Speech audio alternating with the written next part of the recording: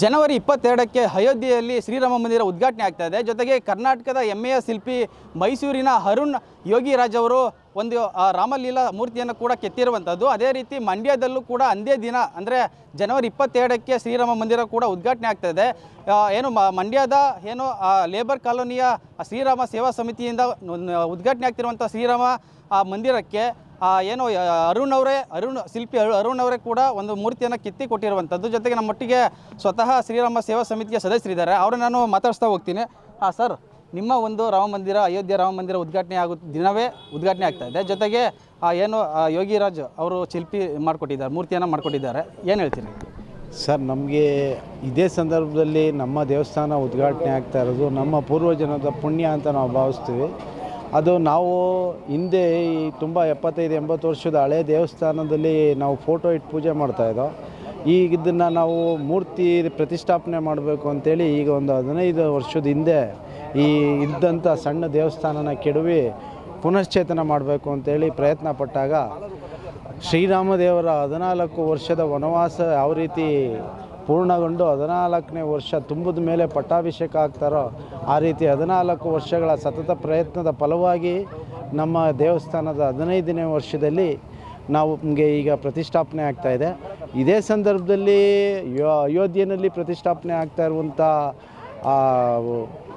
ಏನು ಬಾಲರಾಮ ಮಂದಿರ ಪ್ರತಿಷ್ಠಾಪನೆ ಆಗ್ತಾ ಇದೆಯೋ ಅದೇ ಸಂದರ್ಭದಲ್ಲಿ ಪ್ರತಿಷ್ಠಾಪನೆ ಆಗ್ತಾಯಿದೆ. ಹಾಗೂ ಅದೇ ಶಿಲ್ಪಿಗಳು ಕೆತ್ತಿದಂಥ ವಿಗ್ರಹಗಳು ಪ್ರತಿಷ್ಠಾಪನೆ ಆಗ್ತಾಯಿದೆ. ಮತ್ತು ಅಲ್ಲಿ ಯಾರು ಪೂಜಾ ಕೈಂಕರ್ಯಗಳನ್ನು ನಡೆಸ್ಕೊಡ್ತಾ ಇದ್ದಾರೋ ಅವರ ಶಿಷ್ಯರಿಂದನೇ ನಮ್ಮಲ್ಲೂ ಈ ವಿಗ್ರಹ ಪ್ರತಿಷ್ಠಾಪನಾ ಪೂಜಾ ಕಾರ್ಯಕ್ರಮಗಳನ್ನ ಮಾಡ್ತಾ ಇರೋದು ಒಂದು ವಿಶೇಷ ಮತ್ತು ಸುಕೃತ ಪುಣ್ಯ ಅಂತ ನಾವು ಭಾವಿಸ್ತೀವಿ ಸರ್. ಮತ್ತೊಂದು ಕಡೆ ಏನು ಅಯೋಧ್ಯೆಯಲ್ಲಿ ರಾಮ ಮಂದಿರ 22ಕ್ಕೆ ಉದ್ಘಾಟನೆ ಆಗ್ತಾ ಇದೆ. ಆದರೆ ಇಲ್ಲೂ ಕೂಡ ಅವತ್ತೇ ಮಾಡಬೇಕು ಅಂತ ಅಂದ್ಕೊಂಡಿದ್ದು ಏನಕ್ಕೆ ಸರ್?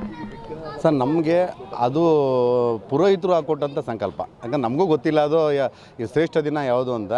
ನಮ್ಮ ಮುಖಂಡರುಗಳು ಸಮಿತಿಯ ಪದಾಧಿಕಾರಿಗಳೆಲ್ಲ ಸಭೆ ಮಾಡಿ ಯಾವತ್ತು ಹಮ್ಮಿಕೋಬೇಕು ಅಂತ ದಿನಾಂಕನ ನಿಗದಿಪಡಿಸೋ ದಿವಸ ಪುರೋಹಿತರು ಇಲ್ಲಿ ಸ್ವಲ್ಪ ಬೇರೆ ಬೇರೆ ಥರ ಸಮಸ್ಯೆಗಳಿತ್ತು, ಅದನ್ನೆಲ್ಲ ಹೋಮ ಹವನಗಳೆಲ್ಲ ಮಾಡಿ ಪೂರ್ಣಗೊಳಿಸಿ ಅವರೊಂದು ದಿನನ ಗೊತ್ತುಪಡಿಸ್ತೀನಿ ಅಂತ ಹೇಳ್ಬಿಟ್ಟು ಗೊತ್ತುಪಡಿಸ್ಕೊಟ್ರು. ಅವತ್ತೇ ಮಾಡಿದ್ರೆ ಶ್ರೇಷ್ಠವಾದ ದಿನ ಇದೆ. ಅಲ್ಲೂ ಶ್ರೀರಾಮನ ಪ್ರತಿಷ್ಠಾಪನೆ ಆಗೋ ದಿವಸ ಇಲ್ಲೂ ಮಾಡೋಣ ಅನ್ನೋ ದೃಷ್ಟಿ ಇಟ್ಕೊಂಡು ಆ ದೂರದೃಷ್ಟಿಯಿಂದ ಮಾಡಿದ್ದಾರೆ. ಒಂದು ಒಳ್ಳೆ ಕಾರ್ಯನೇ ಅಂತ ಇಟ್ಕೋಬೇಕು ನಾವು. ಜೊತೆಗೆ ನಮ್ಮೊಟ್ಟಿಗೆ ಅರ್ಚಕರು ಕೂಡ ಇದ್ದಾರೆ. ಸರ್, ಅವತ್ತಿನ ದಿನ ಏನೆಲ್ಲ ಪೂಜೆ ಕೈಂಕರ್ಯಗಳು ನಡೀತವೆ? ಈಗ ಒಂದು ಬಿಂಬ ಅನ್ನೋದು ಪ್ರತಿಷ್ಠಾಪನೆ ಆಗಬೇಕಾದ್ರೆ ಆ ಬಿಂಬಕ್ಕೆ ಎಲ್ಲ ರೀತಿಯಾದಂತಹ ಸಂಸ್ಕಾರಗಳನ್ನು ಮಾಡಬೇಕು ಅಂತ ಆಗಮಶಾಸ್ತ್ರದಲ್ಲಿ ಹೇಳ್ತಾ ಇದ್ದಾರೆ. ಅದೇ ರೀತಿಯಲ್ಲಿ ಇಲ್ಲೂ ಕೂಡ 19ನೇ ತಾರೀಕಿಂದನೇ ದೇವಸ್ಥಾನದ ಪ್ರತಿಷ್ಠಾಪನೆಗೆ ಪೂರ್ವಭಾವಿಯಾಗಿ ಬೇಕಾಗಿರತಕ್ಕಂಥ ಎಲ್ಲ ಪೂಜಾ ವಿಧಿವಿಧಾನಗಳನ್ನು ನಾವು ಇಲ್ಲಿ ಪ್ರಾರಂಭಿಸ್ತಾ ಇದ್ದೇವೆ.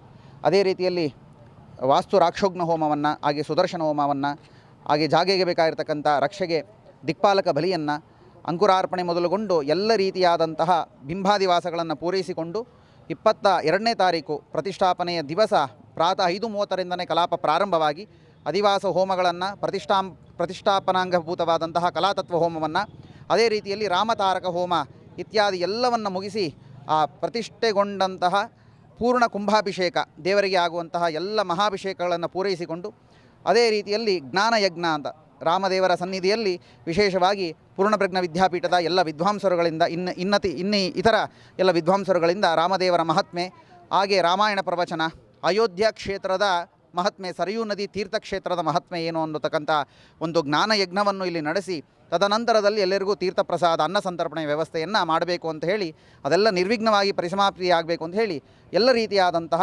ಕಾರ್ಯಕ್ರಮಗಳನ್ನು ಇಲ್ಲಿ ದೇವತಾ ಪ್ರಾರ್ಥನೆಯೊಂದಿಗೆ ಮಾಡ್ತಾ ಇದ್ದೇವೆ. ಇದಿಷ್ಟು ಏನು ಅರ್ಚಕರು ಹಾಗೂ ಶ್ರೀರಾಮ ಸೇವಾ ಸಮಿತಿಯ ಸದಸ್ಯರ ಮಾತಾಗಿರುವಂಥದ್ದು. ಅಂತಂದರೆ ಅಯೋಧ್ಯೆ ದಿನವೇ ನಮ್ಮ ರಾಮ ಮಂದಿರ ಉದ್ಘಾಟನೆ ಆಗ್ತಿರುವಂಥದ್ದು ಹೆಮ್ಮೆಯ ವಿಚಾರ. ಜೊತೆಗೆ ಕರ್ನಾಟಕದ ಹೆಮ್ಮೆಯ ಶಿಲ್ಪಿಯಾಗಿರುವಂಥ ಅರುಣ್ ಯೋಗಿರಾಜ್ ಅವರು ವಿಶೇಷವಾಗಿ ನಮಗೆ ಮೂರ್ತಿ ಮಾಡಿಕೊಟ್ಟಿರುವಂಥದ್ದು ಇನ್ನೂ ಹೆಮ್ಮೆಯ ವಿಚಾರ ಅನ್ನೋ ಮಾತನ್ನ ಕೂಡ ಹೇಳ್ತಾ ಇರುವಂಥದ್ದು. Prashant, news one Kannada, Mandya.